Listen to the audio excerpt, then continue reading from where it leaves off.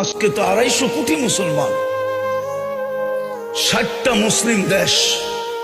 যে সময় 313 জন ছিল ওই সময় তো এই দুরবস্থা ছিল না। আজকে 250 কোটির যে দুরবস্থা, মুসলমানের কোন দেশ ছিল না তখনও তো এই দুরবস্থা ছিল না।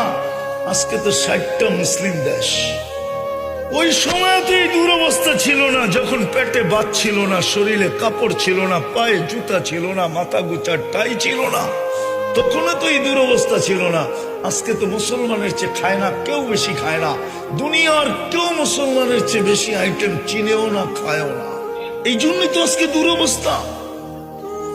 নাইলে আমার যুগ বিয়োগে তো মিলে না, আপনাদের মিলে কিনা জানি না।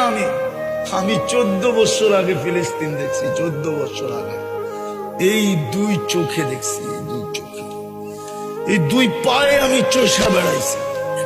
এই জন্য আমার ভিতর চোখ বিয়োগ মিলে না যে ফিলিস্তিন মাটির সাথে মিশে কি করা, ওইখানে বোম ফাটে কি করা, ইরাক মাটির সাথে মিশলো কি করা, ওইখানে বোম ফাটলো কি করা।